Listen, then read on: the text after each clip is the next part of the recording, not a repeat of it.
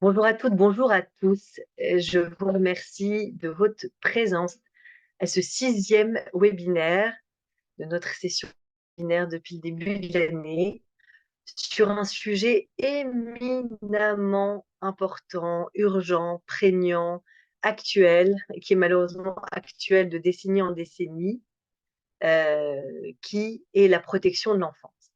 Alors j'ai voulu intituler ce webinaire «Pourquoi la protection de l'enfance pose encore question en 2024, alors qu'on constate que de nombreuses institutions, associations, activistes en faveur des droits de l'enfant se mobilisent année après année pour cette lutte que représente donc la protection de l'enfance, qu'il y a même une inflation législative à ce niveau-là, à savoir que vous avez des lois qui se superposent à d'autres lois, et pourtant, on constate que les écueils, les abus même de l'aide sociale à l'enfance notamment, sont toujours extrêmement présents et font la une de l'actualité. Vous avez un ancien enfant placé qui s'exprime extrêmement bien sur ce sujet, qui s'appelle Lies Loufoque, qui a parlé, a animé notamment des états généraux qui ont eu lieu à l'Assemblée nationale il y a à peine une semaine, à la demande de Charlotte Cobel. Et effectivement, ces états généraux ne sont pas un événement unique qui apparaît là inopinément en 2024, mais ils viennent se superposer à des lois qui sont venues s'inscrire précisément dans le sillage de la protection de l'enfance. Et donc la question aujourd'hui, elle est la suivante, et c'est vrai que nous avons 3 quarts d'heure devant nous pour l'étayer et même en débattre, mais ce temps-là sera court, mais je vais tenter effectivement, comme je le fais à chaque webinaire, de vous donner un éclairage très précis sur des mesures qui, de mon point de vue en tant qu'avocate, sont extrêmement importantes dans le traitement de ces dossiers, et surtout pas seulement dans le traitement, mais dans la résolution positive de ces dossiers, puisque précisément, dans le cas de la protection de l'enfance, je dirais que, et je pense que vous partagerez mon point de vue, on se retrouve toujours entre le marteau et l'enclume.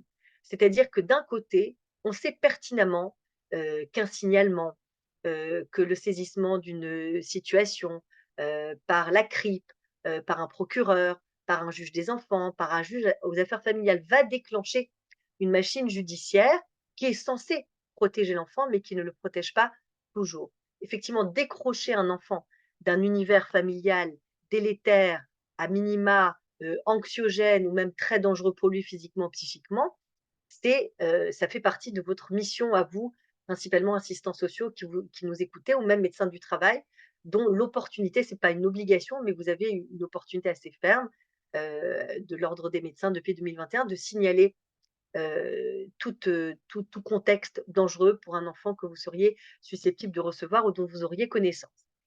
Eh bien, la difficulté devant laquelle on se trouve, c'est qu'effectivement, on sait très bien qu'un signalement peut être extrêmement protecteur pour l'enfant, mais on sait aussi que les univers de la protection de l'enfance, à savoir les pouponnières, les foyers, les familles d'accueil et j'en passe, sont aussi des espaces où peuvent se superposer des abus aux abus initiaux. Et ça, c'est vraiment le drame auquel sont exposés tous les professionnels, à commencer par vous, assistants sociaux, les éducateurs, les avocats, les juges des enfants eux-mêmes, qui ne savent pas parfois quelle décision prendre. Vous avez le juge Édouard Durand, qui a aussi placé cette question de l'aide sociale à l'enfance dans le cadre des violences sexuelles ou des incestes subis de manière extrêmement crue, extrêmement nette, et on constate que malgré la mobilisation de tous les acteurs de la société, que ce soit les professionnels, les associations, les personnalités médiatiques, on se retrouve un peu dans des ornières. On est comme dans un corner sur un terrain de foot. On ne sait pas vraiment comment sortir. Donc, tout l'objectif de ce webinaire sera donc effectivement de vous poser les grands enjeux de la protection de l'enfance, de vous expliquer dans un second temps avec Maître Alex Buchinget les mécanismes, je vous remercie d'éteindre vos micros, les mécanismes qui se mettent en place lors d'une procédure devant un juge des enfants, notamment les mesures qu'on peut solliciter, comment est-ce qu'on peut aider à la fois des enfants qui sont dans une situation, dangereuse pour trouver les meilleures solutions en termes de placement, sachant que le placement en foyer n'est pas la panacée, ça à tout le moins, et aussi pour aider les parents qui peuvent subir des placements abusifs. Et donc on parlera aussi des placements abusifs. Donc très rapidement, pour en finir par cette introduction, l'aide sociale à l'enfance notamment, on en parle aujourd'hui comme étant un système, un scandale, au bord du gouffre, avec un manque de moyens humains, un défaut de place, une souffrance à toutes les strates de la protection de l'enfant. C'est ce qu'a dit Francesca Pasquini, qui est députée membre de la délégation aux droits de l'enfant à l'Assemblée nationale. Vous avez cette fameuse commission d'enquête sur les dysfonctionnements de l'aide sociale à l'enfance qui a commencé ses travaux le 14 mai et qui rendra ses conclusions dans 6 mois. Ce sera donc aussi l'occasion, j'espère, d'un webinaire qui permettra de constater les évolutions en la matière. Mais quoi qu'il en soit, le constat qui est fait, c'est un système qui craque. En 2022, pour vous donner quelques chiffres, c'est près de 113 000 mineurs qui ont fait l'objet de la saisine d'un juge des enfants en protection de l'enfance, soit 10% de plus qu'en 2020. C'est ce qui a été relevé par le syndicat de la magistrature. Et les conséquences sont assez désastreuses puisque ces demandes pléthoriques de protection des enfants et de facto de placement, eh bien, on se retrouve face à un défaut de place disponible en foyer et environ 3000 enfants dont le juge a ordonné le placement, mais qui sont contraints de rester dans leur famille alors qu'on les a identifiés, que l'on sait dans quelle situation ils se trouvent. Donc pour beaucoup de militants, effectivement, c'est un scandale d'État. Et pour les enfants qui sont même placés, eh bien, toutes ces mesures sont pour beaucoup mal exécutées. La plupart des enfants sont ballottés d'un endroit à un autre. Vous avez des petits-enfants, par exemple, de moins de 6 ans, qui ont déjà vécu, qui ont parfois été placés à la naissance, qui ont vécu dans 12 lieux différents. Ça, c'est extrêmement difficile. Il y a un turnover des professionnels, des éducateurs qui accompagnent les enfants la plupart du temps avec un énorme dévouement, mais qui ne restent en place que pendant 3 à 6 mois. Donc, effectivement, l'enfant qui a perdu ces figures d'attachement, aussi délétères soient-elles, dans un contexte parental dangereux ou anxiogène, eh bien, forcément, il ne va pas avoir le temps de s'attacher à d'autres professionnels. Donc, cette dégradation, effectivement, elle est vraiment mise en avant. Vous avez aussi la santé qui est très dégradée des enfants de l'aide sociale, des bébés qui ne sont pas en bonne santé, des structures inadaptées. Vous avez parfois aussi, et on a eu le cas de certains dossiers avec des enfants qui ont quelques troubles autistiques ou par exemple qui sont un peu hyperactifs, etc. Et dont on ordonne une forme de sédation, on les surmédicamente. Et ça aussi, beaucoup de parents le, le dénonce très fermement. Vous avez la question pour les très jeunes majeurs avec la sortie sèche des foyers. Alors là aussi, vous avez des mesures très récentes qui sont censées pallier à ces difficultés. Et vous avez surtout cette réalité à laquelle je veux, je veux vous mettre face et dont vous avez certainement connaissance peut-être mieux que moi, c'est que la secrétaire d'État chargée de l'enfance donc, a voulu absolument ces états généraux parce qu'elle dit, alors moi j'ai appelé ça corner, mais elle dit qu'il y a un angle mort dans la lutte contre les violences sur les enfants, parce que ce qu'on ne sait pas, c'est qu'on parle beaucoup des féminicides et c'est tant mieux. On parle beaucoup du harcèlement que subissent les femmes avec les hashtags MeToo dans tous les milieux professionnels, mais on parle très peu des infanticides.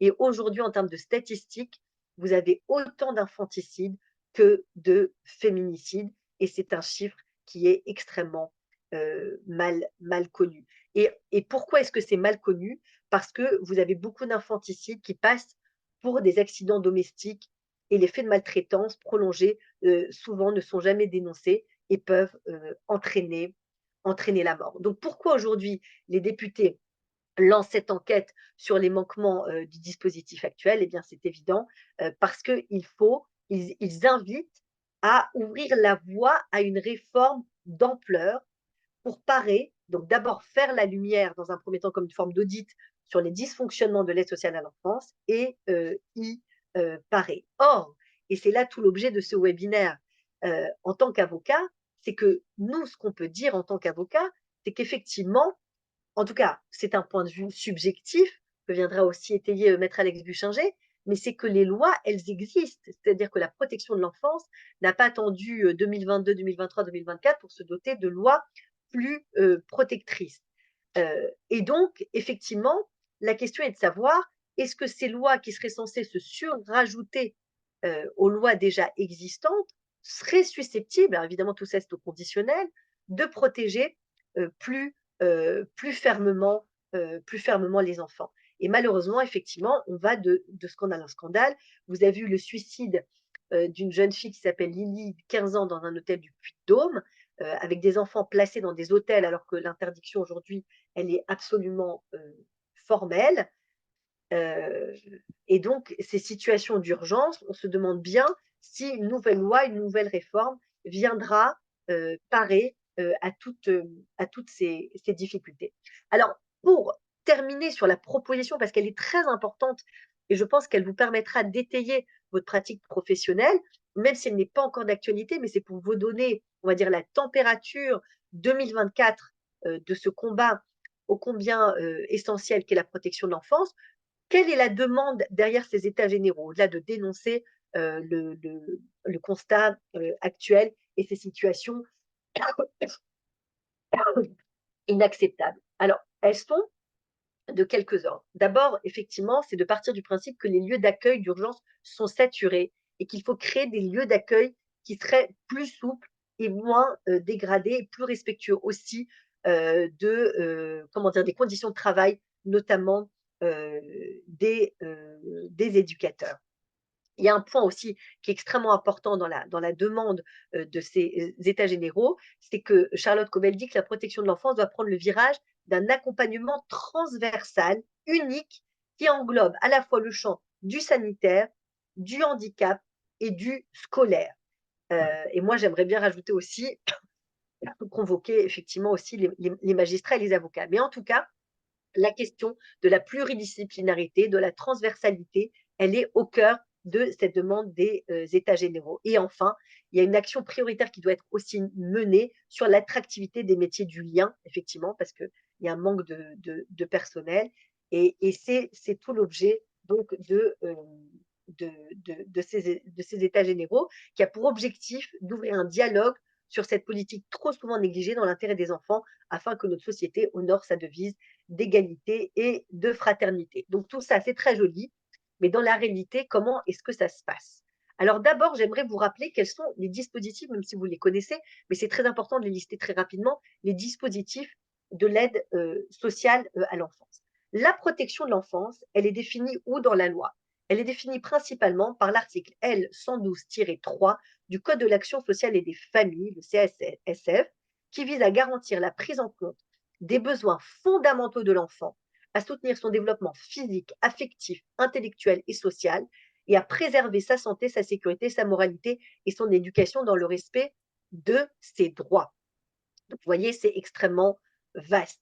Elle couvre donc de nombreux aspects allant de la prévention au repérage des situations de danger ou de risque de danger jusqu'à la jusqu'à la mise en œuvre des mesures de protection administrative ou judiciaire des majeurs de moins de 20 ans. Et donc cette politique, elle est principalement confiée aux conseils départementaux, dont les services sociaux, les services d'aide sociale à l'enfance, sont chargés de trois grandes catégories de missions. Là, c'est l'article L221-1, et en partie avec le service de la protection maternelle et infantile, la PAMI.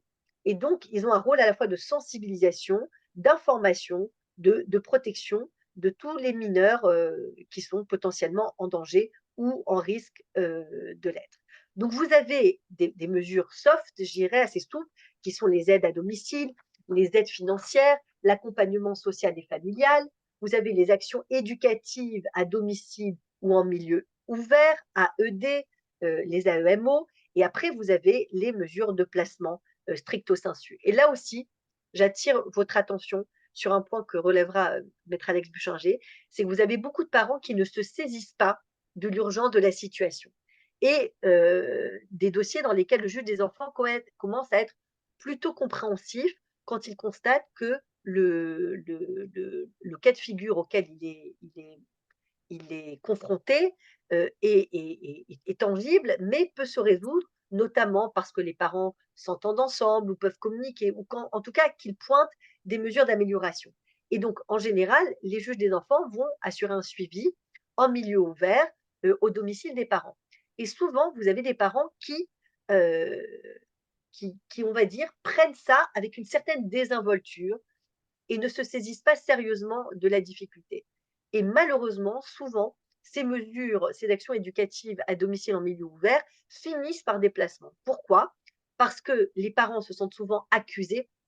Oh, c'est toujours très désagréable, même si on sait qu'il peut y avoir une dimension, comment dire, on va dire à minima de maltraitance ou de négligence éducative, mais être, comment dire, soumis par le juge des enfants à améliorer, ses pratiques éducatives ou organisationnelles ou scolaires ou médicales avec les enfants, c'est jamais quelque chose d'agréable, même pour les parents, on va dire, dits maltraitants. Eh bien, ces parents souvent ne prennent pas la mesure de la situation et puisqu'ils ne respectent pas euh, les préconisations des éducateurs, eh bien, ils se retrouvent avec des enfants qui se retrouvent donc placés par l'aide sociale à l'enfance. Donc, j'attire votre attention sur ce point-là parce que c'est extrêmement important. C'est que vous avez sans aucun doute des collaborateurs qui viennent vous voir sur ces questions-là. Et quand le juge des enfants est saisi, même lorsqu'il est saisi d'une mesure plus ou moins soft, eh bien, il faut vraiment mettre toute son énergie pour rétablir la situation, parce qu'à défaut, le juge des enfants, évidemment, sur la base du rapport des éducateurs, s'il n'y a pas eu d'amélioration de la situation, les enfants pourront être placés. Donc, vous avez soit des placements directs, secs, où vous pouvez avoir même des accueils de jour. Vous avez parfois aussi des placements, ce qu'on appelle à domicile. Vous avez des accueils d'urgence, des accueils de 72 heures. Vous avez des accueils pour les mineurs non accompagnés. En général, ils sont issus de familles de migrants. Donc, vous avez tout un arc-en-ciel de possibilités au niveau du placement. Alors, maintenant, quelles sont les nouvelles lois, on va dire en 2024, qui ont permis, on va dire, d'améliorer la protection de l'enfance? Vous avez une loi qui est très importante, qui est la loi que je vous mettrai bien sûr sur notre site internet, la loi du 18 mars 2024, qui vise à améliorer la protection et l'accompagnement des enfants victimes et co-victimes de violences intrafamiliales. Et en fait, cette loi, elle améliore la protection de l'enfant par des mécanismes de retrait total d'autorité parentale ou retrait partiel ou retrait d'exercice selon les cas du parent qui a été condamné pour crime ou délit contre l'autre parent ou contre l'enfant. Dans la mesure où cette sanction s'applique en cas de condamnation, elle semble logique, elle a été réclamée depuis longtemps par les professionnels. Et là où cette loi de 18 mars 2024, donc il y a 2 mois, elle innove, c'est qu'elle institue une suspension de plein droit donc de l'autorité parentale et des droits de visite et d'hébergement pour le parent poursuivi. Avant, il s'agissait 2024, il fallait attendre que le parent soit condamné. Et là, il suffit que le parent soit poursuivi par le ministère public jusqu'à la décision du juge aux affaires familiales.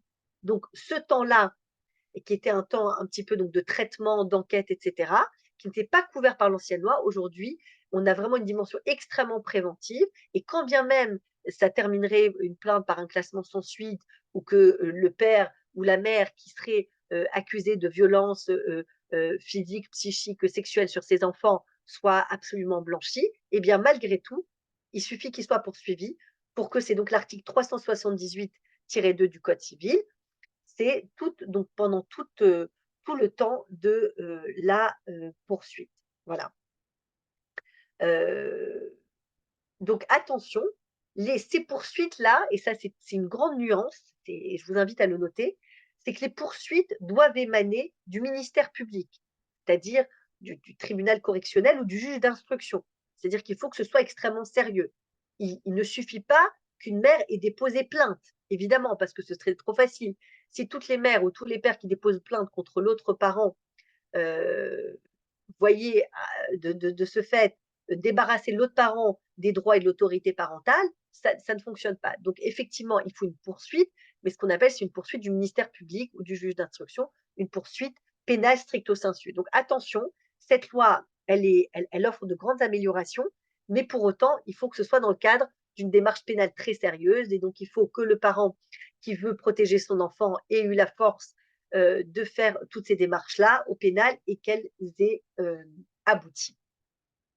Hem, il y a donc aussi donc pour les quasiment les majeurs, on va dire, les jeunes, les mineurs qui arrivent vers la majorité, parfois à partir de 15 ans, vous avez entendu bien sûr parler du scandale du placement des enfants dans, les hôtels et depuis la loi du 7 février 2022, aucun enfant ne pourra être hébergé plus de 2 mois à l'hôtel et devra l'être dans des conditions de sécurité, renforcées.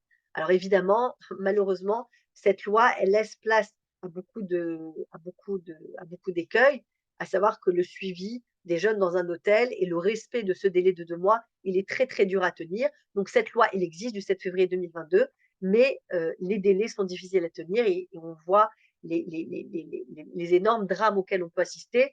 D'abord parce que ce placement d'enfants en hôtel peut donner lieu à une prostitution des mineurs qui a été avérée dans plein de départements et aussi parfois à un immense désarroi de ces jeunes qui se trouvent livrés à eux-mêmes, même s'ils ont la visite des éducateurs et de scandales dont on a entendu parler, notamment à travers des suicides. Maintenant, derrière toutes ces questions-là, qui ont trait donc, à la protection donc des enfants, vous avez effectivement, comme je vous le citais, le juge Durand, qui a beaucoup fait à travers le rapport de la Ciivise sur les violences sexuelles faites aux enfants, avec un intitulé qui s'appelle «On vous croit». Mais là aussi, dans sa table de matière qui est très, très intéressante, avec il montre sa méthode, les caractéristiques des violences sexuelles, les agresseurs, le silence, l'impunité, la réalité, le déni et le traitement judiciaire. Alors vous allez voir, c'est à la page, je vous le mettrai bien sûr sur notre site internet. Alors le traitement judiciaire, alors lui, il proposait de créer une ordonnance de sûreté de l'enfant. Quand vous avez une ordonnance de protection pour les femmes victimes de violences intrafamiliales, ou quand on dit victime de violences intrafamiliales, c'est la femme et ses enfants si elle en a. Donc lui, le juge Durand propose de créer une ordonnance de sûreté de l'enfant qui permettrait au juge des affaires familiales de statuer en urgence sur les modalités d'exercice d'autorité parentale en cas d'inceste vraisemblable, c'est-à-dire avant même que le procureur ait été saisi et le juge d'instruction. Donc ça, ce serait vraiment une mesure extrêmement préventive mais qui n'a pas, après pour l'instant, qui n'a pas été, mis en place. Lui, le juge Durand, dans son rapport de la Civile, il met en avant l'intensité des souffrances endurées par les enfants qui subissent des violences de quelque ordre que ce soit, mais surtout des violences sexuelles. Et il dit que souvent, dans le cadre de l'aide sociale à l'enfance, ce qui manque beaucoup, c'est l'accompagnement, psychologique, l'évaluation clinique des traumas rencontrés par les enfants et il souhaiterait que soit modélisé, un parcours de soins spécifiques pour permettre à ces enfants de vivre le placement de la meilleure manière possible. Donc vous verrez, à la fin de ce document sur la Civise, il met en avant donc le traitement judiciaire avec certaines de ces préconisations qui relèvent donc du code pénal ou du code de procédure pénale, mais il met aussi en avant que la difficulté dans la dénonciation de ces violences sexuelles, c'est parfois, pas souvent, mais parfois, pour certains souvent, c'est que ces enfants qui ont été victimes de violences sexuelles se retrouvent dans des familles d'accueil ou dans des foyers où ils sont susceptibles de revivre des situations de maltraitance sexuelle ou même de viol tout simplement ou de prostitution des mineurs. Et ça, là aussi, c'est un angle mort dont le juge Durand a beaucoup parlé, c'est qu'effectivement la protection de l'enfance, notamment sur les violences sexuelles, est éminemment prégnante et importante, d'où toutes ces préconisations, dont certaines ont été prises en compte, notamment sur cette question que lorsque le parent est poursuivi, il y a un retrait de l'autorité parentale et un retrait du droit de visite et d'hébergement.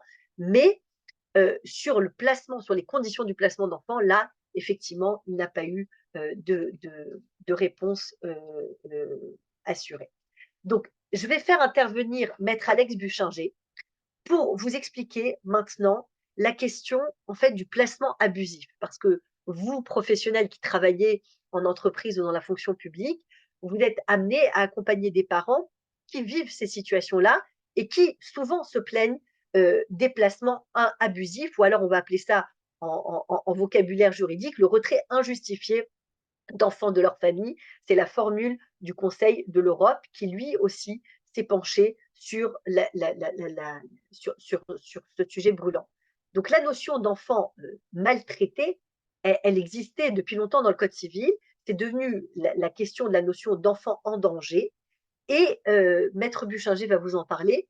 Vous le savez, sans aucun doute, pour avoir accompagné des familles, mais vous avez la question du conflit parental qui revient sans cesse dans le champ lexical du juge des enfants, sans cesse. Et le conflit parental, c'est la porte ouverte à toutes les mesures les plus dramatiques qui soient. Et souvent, les parents n'ont pas de grille de lecture pour comprendre ce qu'il se passe. Pourquoi je vous dis ça? Parce que Maître Alex Buchinger va vous expliquer l'intrication très nette qu'il y a entre les attributions du juge aux affaires familiales, c'est-à-dire dans le cas d'un divorce, d'une séparation conflictuelle, et ce que va faire le juge des enfants de cette situation. Donc, je laisse la parole à Maître Alex Buchinger, qui va vous expliciter ces questions-là, sur notamment la question du placement abusif, et aussi vous fera part des préconisations que nous, professionnels, en tout cas que nous, avocats, faisons aux familles que nous accompagnons, mais que vous, assistants sociaux, médecins du travail ou RH, pouvez aussi faire pour accompagner ces familles et qu'elles puissent, en tout cas, revoir leurs enfants le plus rapidement et dans les meilleures conditions possibles.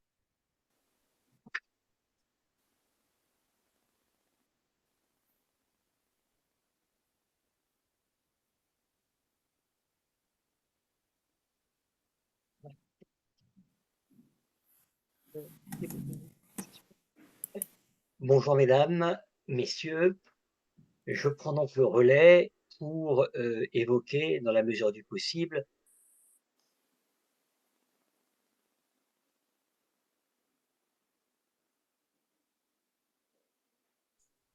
On vous entend pas.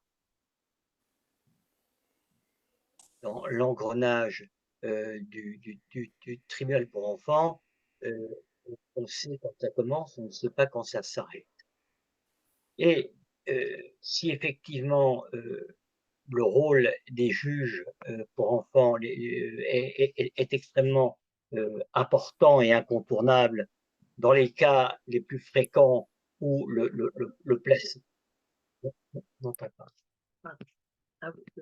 Là, vous nous entendez? C'est bon? Vous nous entendez bien?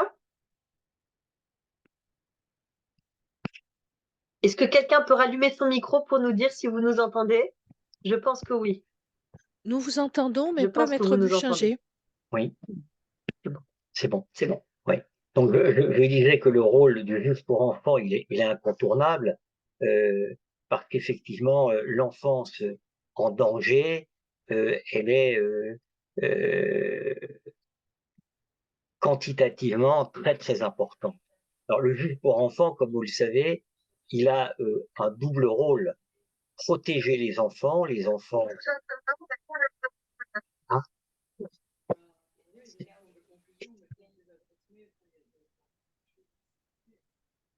Vous nous entendez bien là, mesdames?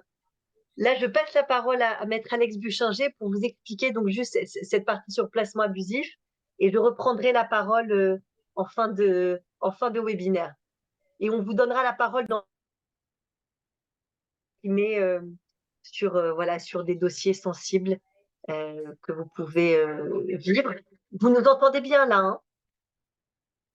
Vous m'entendez également là?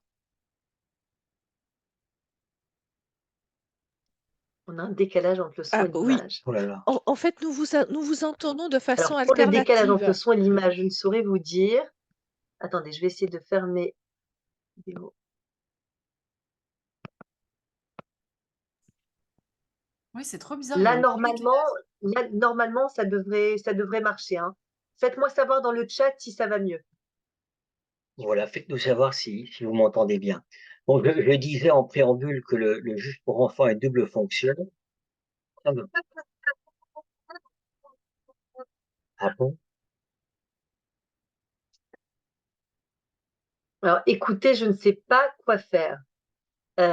Écoutez, malheureusement, il va falloir faire un tel. Il y a un gros décalage. Ouais. Je ne saurais quoi vous dire. Écoutez, on essaie de continuer comme ça. Si vous voulez couper la vidéo, pour vous et Oui, je pense le son suivra et je pense que ce quand on serait mieux, hein, voilà, oui. ce sera mieux et dans 10 minutes, si vous voulez rallumer vos micros pour qu'on puisse échanger ensemble. Donc, excusez ces ennuis techniques.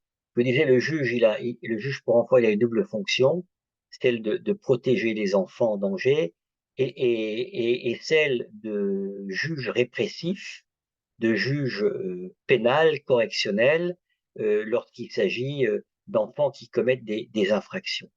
Mais le sujet que je vais évoquer, c'est les abus en matière de placement. La difficulté qui se pose, c'est que comme on a facilité autant que faire se peut les signalements, hein, la CRIP et autres, ce qui est une excellente chose parce que ça permet effectivement de protéger autant que faire se peut des enfants qui sont réellement en danger. Malheureusement, le risque, c'est que des signalements abusifs, des signalements malveillants engendrent de véritables catastrophes. Alors des exemples, j'en ai un grand nombre, des exemples vécus, je vais vous en donner quelques-uns, mais je vous dirais que à partir du moment où un signalement est effectué, le procureur de la République est saisi et lui, avant même que le juge pour enfants ne soit désigné, peut prendre des mesures telles que une mesure de placement, donc d'éloignement d'un ou de plusieurs enfants de leur famille. Je ne parlerai pas des cas où effectivement le placement est à la fois incontournable et urgentissime. Je dirais que c'est la majorité des cas auxquels les juges pour enfants sont confrontés. Mais la difficulté, c'est que ils sont tellement habitués aux enfants qui sont maltraités au sein de leur famille que lorsque un signalement est réellement abusif, ils ont tendance, si vous voulez, à systématiser et à généraliser des mesures extrêmement contraignantes pour les familles, mais tout particulièrement pour les enfants. Je vais vous donner un exemple qui m'a occupé pendant plusieurs années. J'ai eu le cas d'une famille qui, durant le Covid, ils avaient 2 enfants, des enfants brillants, c'est des gens qui s'occupaient parfaitement de leurs enfants, qui étaient on ne peut plus attentionnés. Les enfants étaient dans des classes spécialisées, musique comme d'autres, c'est des classes éducation sport. Ce sont des enfants brillants qui avaient d'excellents résultats, mais la difficulté, c'est que le fils qui avait 16 ans à l'époque, il supportait pas le confinement. C'était en 2020 et il voulait absolument sortir comme il l'entendait. Lorsque les parents ont essayé de mettre le holà, ce garçon qui était indiscipliné par nature, mais pas méchant pour autant, eh bien, il est tombé sous l'influence des parents d'un ami et le résultat, c'est que ses parents lui ont parlé de placement. Ils lui ont dit, «Mais comme tes parents veulent te contraindre à rester à la maison et que toi tu ne veux pas, peut-être que la solution serait ton placement». Et donc ce garçon a écouté bête et discipliné ce que disait la mère de son ami et donc il y a eu un signalement qui a été fait, totalement abusif, au procureur de la République. Et parfois, on tombe sur des juges pour enfants sensés, qui font leur travail en toute objectivité. Là, on est tombé sur une juge totalement butée, bornée, qui ne se contente pas des cas où véritablement les mesures telles que le placement s'imposent. Elle a assimilé cette situation à une situation de danger. Et le résultat, c'est que ce garçon a été placé, il habitait le 14e, une famille aimante, une famille très très soucieuse de l'éducation de ses enfants. Il s'est retrouvé dans une famille d'accueil en Seine-Saint-Denis plus précisément à Saint-Denis. Et donc, le garçon s'est dit, ben, au moins, je vais pouvoir faire un peu ce que je veux, quoi. Je vais plus être sous la coupe de mes parents.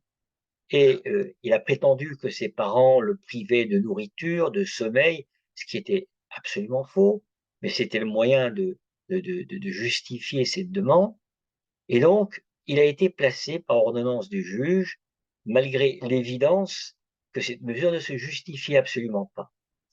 Et les parents, avec mon aide, ont dû parcourir un véritable parcours du combattant qui a duré plusieurs années jusqu'à ce qu'il ait 17 ans et demi, environ 2 ans, pour pouvoir récupérer leur fils, pour que leur fils comprenne enfin que là où il était le mieux indiscutablement, c'était au domicile de ses parents. Mais il y a eu de telles influences de la part des éducateurs, de la part de la mère de cet ami, une juge pour enfants totalement hermétique qui cherchait pas du tout à prendre en compte tous les éléments positifs qu'on lui amenait, preuve à l'appui. Ça a été une véritable catastrophe pour ce garçon qui a été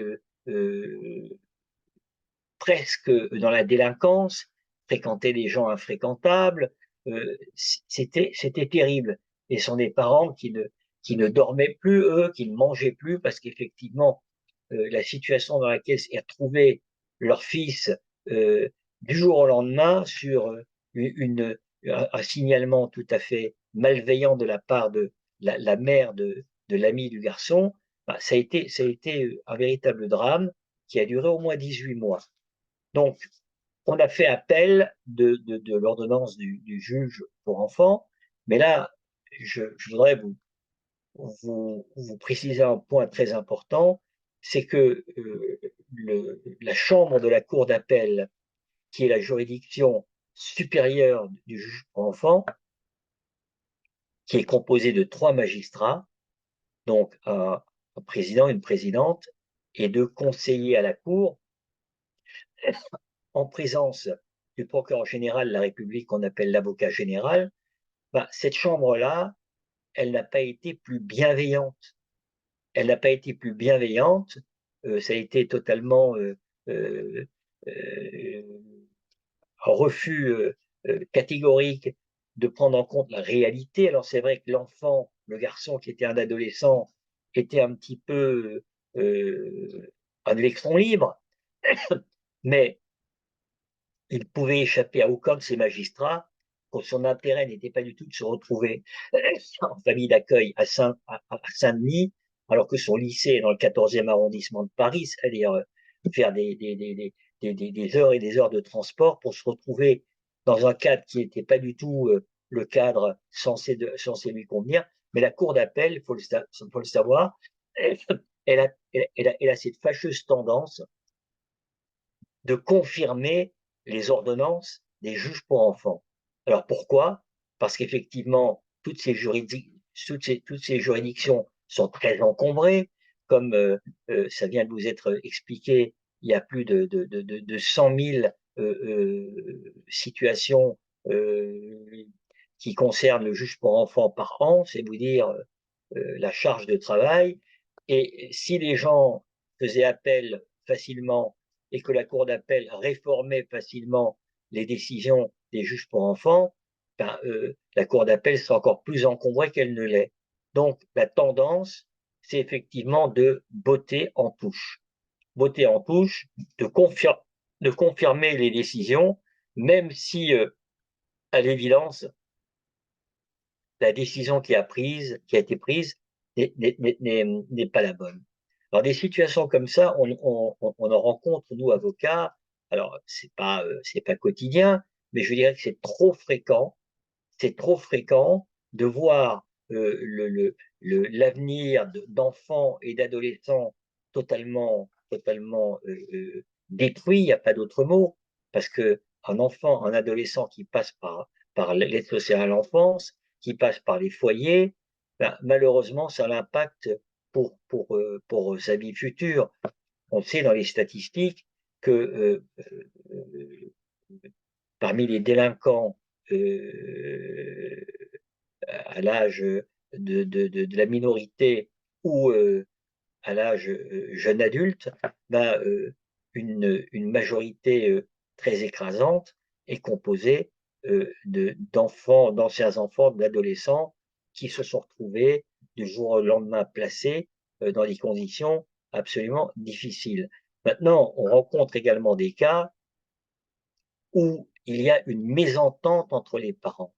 Une mésentente entre les parents, et malheureusement, cette mésentente entre les parents devant le juge pour enfants, non seulement joue contre eux, mais elle joue contre les enfants. Alors effectivement, dès qu'il y a un climat conflictuel et que un signalement a été fait concernant des enfants, ben on jette l'opprobre sur les parents, on les renvoie dos à dos, et malheureusement, ce sont les enfants qui en subissent de plein fouet les conséquences. Je pense à un couple qui a 3 enfants, de jeunes enfants de 8, 10 ans, maintenant 11 ans, et la maman qui a fait de brillantes études, le papa aussi, le papa est agrégé de mathématiques, la mère a fait une école d'ingénieur. Malheureusement, la mère a des problèmes psychiatriques.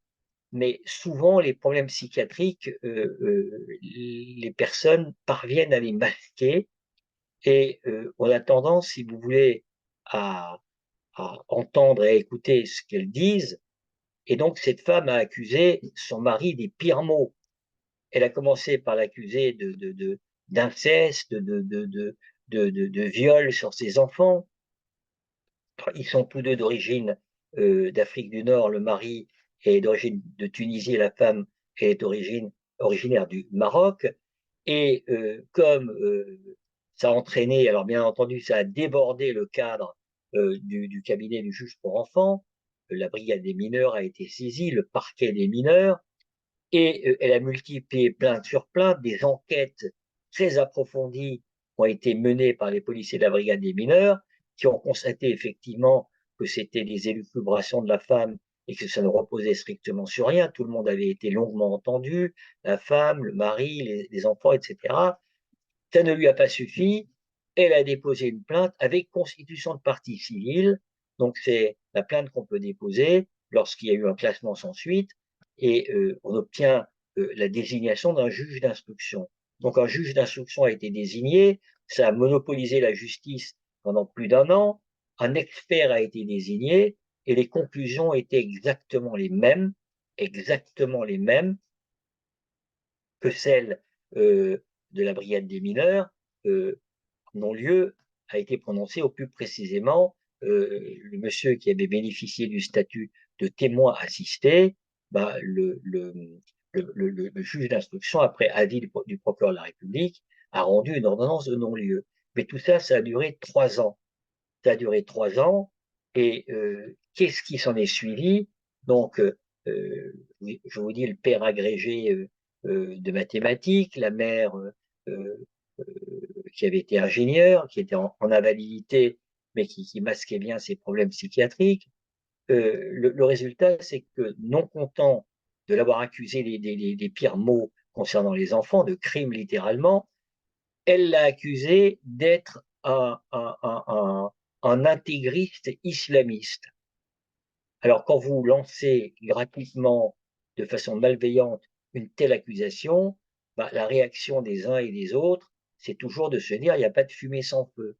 Et donc, on a pu prouver que tout cela était purement et simplement mensonger, calomnieux, mais calomnier, il en restera toujours quelque chose.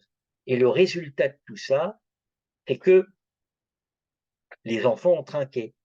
La fille aînée qui a 10 ans maintenant, qui était une excellente élève, ben, elle a totalement disjoncté, elle a eu des problèmes psychiatriques, et le résultat, c'est que le juge aux affaires familiales, malgré toutes ces accusations terribles, malgré la saisine du juge pour enfants depuis longtemps, a ordonné une résidence alternée. Une résidence alternée, une semaine chez le père, une semaine chez la mère. Et la mère, totalement furieuse d'une telle décision, a fait de la surenchère elle a littéralement détruit cet enfant, et la seule solution qu'a trouvé le juge pour enfants pour endiguer ce mal qui était fait à cet enfant, eh ben, elle a ordonné une mesure de placement. Et ça fait maintenant 1 an que cet enfant est placé dans un foyer de l'aide sociale à l'enfance. C'est vous dire que parfois, les parents ne prennent pas du tout en compte l'intérêt, le bien-être, l'équilibre de leurs enfants. Ce qui compte pour eux, c'est d'alimenter leur conflit.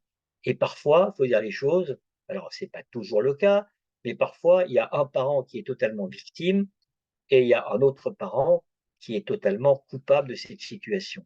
Mais le principe du juge pour enfants, c'est généralement de les renvoyer dos à dos. Alors, je pourrais vous donner comme ça un certain nombre d'exemples, il n'y en a pas 50, mais dans mon exercice, j'en ai au moins rencontré une vingtaine où effectivement des placements avaient été ordonnés dans des conditions tout à fait invraisemblables. Récemment, j'ai eu un cas qui euh, m'a rassuré. J'ai eu le cas d'une dame divorcée, enfant, qu'elle élève de façon absolument irréprochable, qui souffre, je dis souffre parce que c'est vraiment le mot qui convient, d'un conflit de voisinage.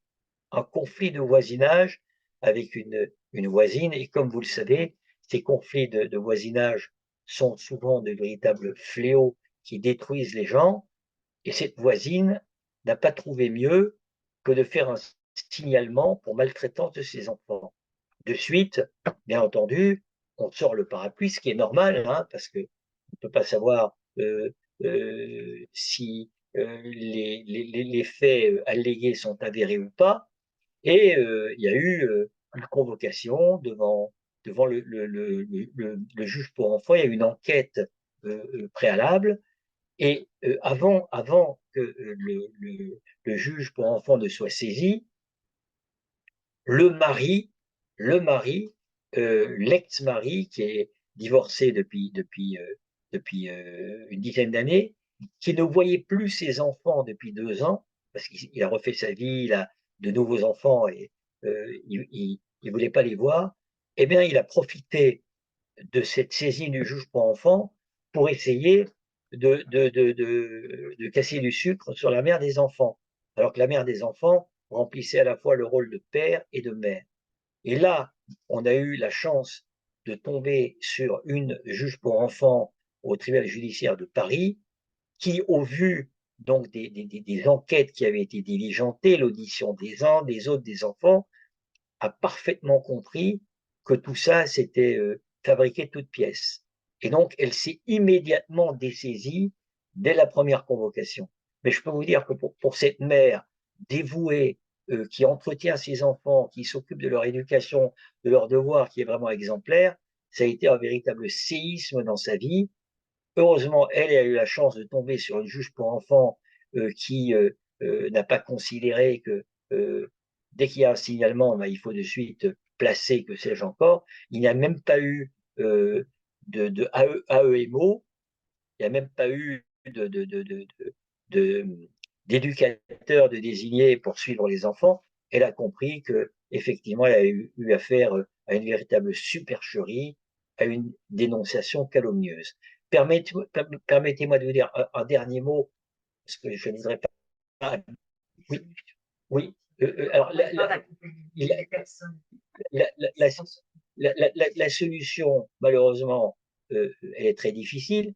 La seule solution, c'est effectivement de se battre quand on est avocat pour parvenir à la manifestation de la vérité, pour faire comprendre aux juges pour enfants qu'elle s'est fourvoyée, preuve à l'appui, et lorsqu'on fait appel, de tout faire pour que la Cour d'appel réforme la décision du juge, mais je dois vous avouer que souvent, en pareille matière, on se trouve totalement impuissant, hélas, parce que c'est la machine judiciaire qui broie des familles qui n'auraient jamais dû se retrouver dans cette situation, mais pire encore, qui broie des enfants qui en subiront les conséquences pour longtemps. Comment? Situation. Pour aider les gens à prévenir ces situations, la solution, c'est effectivement de leur faire comprendre que la pire des choses qui puissent leur arriver, c'est de se retrouver devant un juge pour enfants. Alors, il y a des situations comme celle que je viens de vous évoquer, où effectivement, euh, on peut considérer que c'est pas de leur fait, ce sont des signalements qui ont été effectués dans des conditions hasardeuses, pour pas dire frauduleuses, mais s'il y a un conseil à donner aux parents, c'est effectivement de mettre tous leurs conflits conjugaux de côté et l'un et l'autre, la mère et le père, de privilégier autant que faire se peut le bien-être de leurs enfants pour éviter pareille situation. Alors c'est vrai que dans la majeure partie des cas où effectivement ça donne lieu à placement, la situation est trop grave pour, pour mille et une raisons pour qu'une solution puisse être trouvée en interne, mais les gens ne sont pas suffisamment avertis des conséquences de la saisine du procureur de la République, du parquet des mineurs et de la saisine de juge pour enfants. Souvent, ils viennent dans le cabinet du juge en étant convaincus d'être entendus et écoutés. Fort malheureusement, c'est pas toujours le cas, loin s'en faut. Un mot simplement entre deux compétences, celle du juge pour enfants et celle du juge aux affaires familiales. Durant très longtemps, le juge pour enfants, les décisions qu'il rendait, eh ben, ils avaient prépondérance sur celle du juge aux affaires familiales. Lorsqu'un juge aux affaires familiales avait attribué une résidence alternée et que le juge pour enfants décidait de confier les enfants à l'un ou l'autre des parents ou à un tiers, ben c'est sa décision qui primait, qui prévalait sur celle du juge aux affaires familiales. Depuis une loi récente de 2021, lorsque le juge pour enfants euh, se trouve avec un dossier où le juge aux affaires familiales a statué avant lui, où le juge aux affaires familiales a rendu une décision telle que une autorité parentale conjointe ou une autorité parentale exclusive, un droit d'hébergement à l'un ou un droit d'hébergement partagé, le juge pour enfants ne peut plus aller à l'encontre de la décision du juge aux affaires familiales. Il faudra que le dossier du juge pour enfants soit transmis au juge aux affaires familiales pour qu'il puisse, le cas échéant, modifier sa décision, mais des situations que vous connaissez par le passé, à savoir que le juge des enfants avait une prédominance sur le juge aux affaires familiales, cela est désormais terminé. Après aussi de suivre les préconisations. Oui. Alors voilà, donc si vous voulez, il y a un point qui est très important.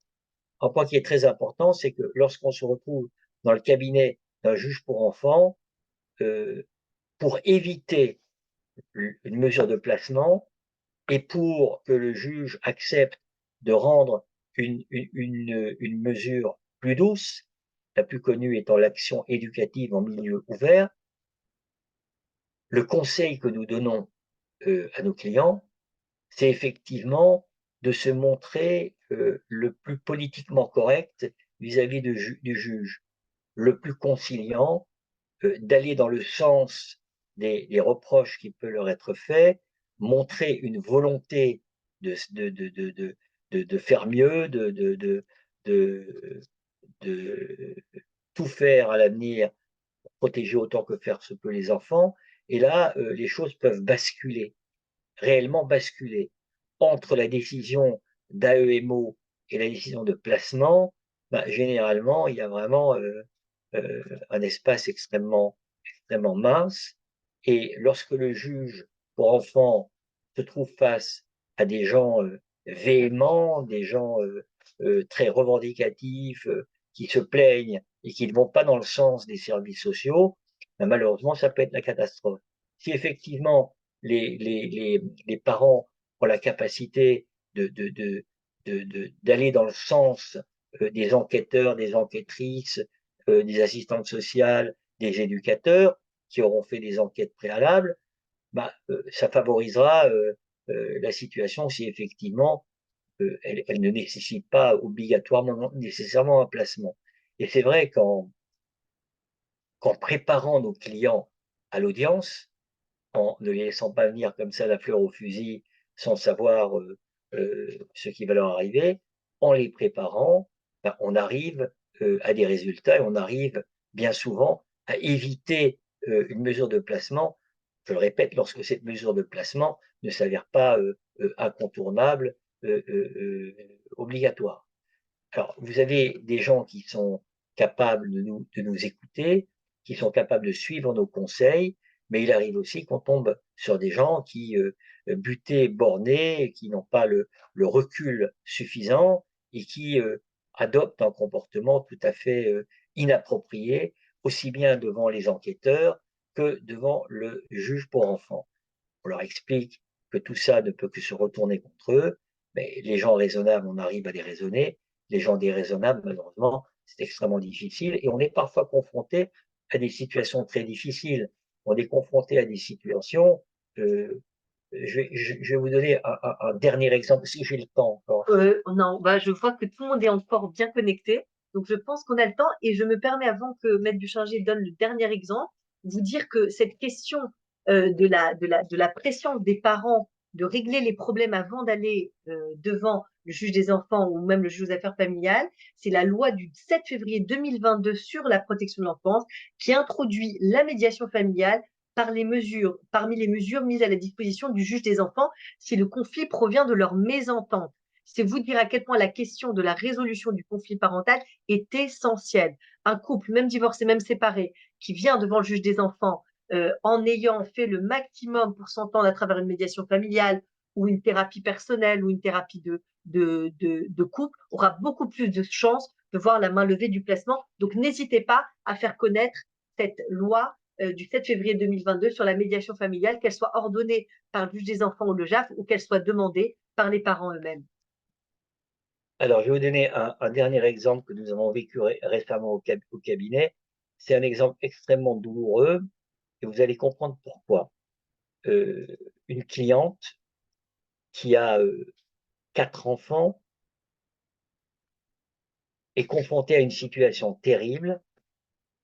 Son mari a eu des attitudes qu'il faut qualifier par leur nom d'agression sexuelle sur l'aîné de leur enfant.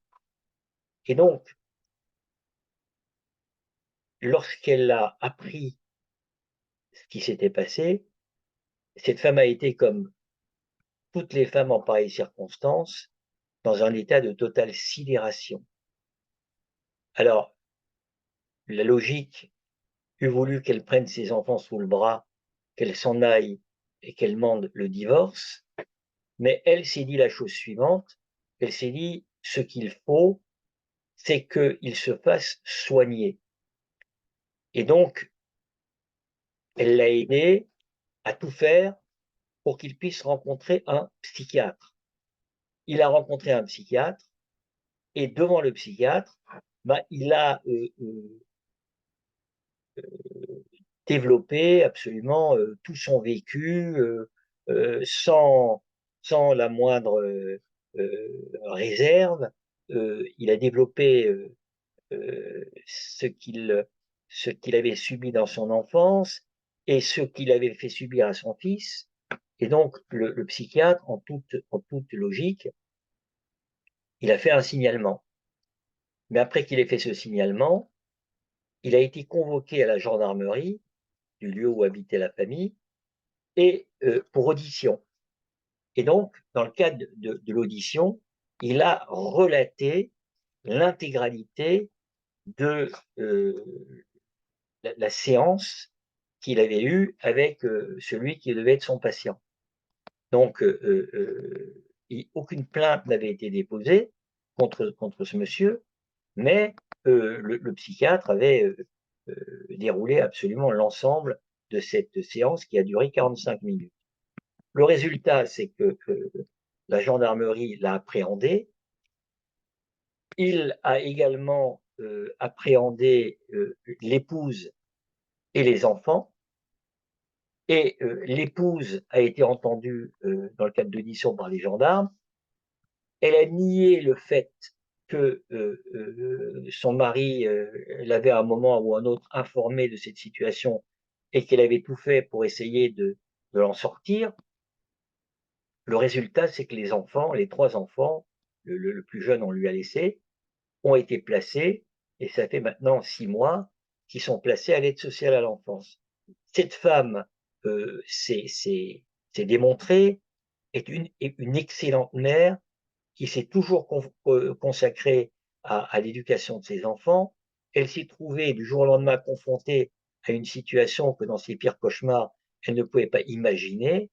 Mais le simple fait que, le mari ait déclaré que, il lui en avait parlé, qu'elle avait essayé de l'aider et qu'elle soutenait mordicus, qu'elle n'avait pas été au courant, bah, ça a fait qu'on lui ait retiré ses enfants et le risque, c'est que, la justice ne soit pas, disposée, avant très, très longtemps à lui restituer. C'est un dossier douloureux, dramatique parmi d'autres, mais c'est vous dire que malheureusement, parfois même, une mère, qui est irréprochable à l'égard de ses enfants, elle peut se retrouver confrontée à une situation aussi terrible. Si vous souhaitez rallumer vos micros et, et échanger avec nous, n'hésitez pas. Donc comme je vous le disais, vous retrouverez le replay de ce webinaire sur, notre onglet médiathèque juridique, sur notre site internet, buchinger-rubin.com. Et si vous souhaitez, orienter des collaborateurs que vous suivez sur ces questions-là ou d'autres, droit de la famille, droit du travail, préjudice corporel, vers notre cabinet, vous avez un bon de consultation juridique gratuite que je vous enverrai, à l'issue de ce webinaire. Donc n'hésitez pas, surtout, pour des dossiers qui ont trait à la protection de l'enfance, il s'agit de parfaitement, en tout cas autant que faire se peut, orienter, les familles, que le placement soit justifié ou qu'il soit abusif. N'hésitez pas à rallumer vos micros, hein, si vous souhaitez interagir, poser des questions, nous sommes là. Sinon, je vais clôturer ce Zoom. N'hésitez pas.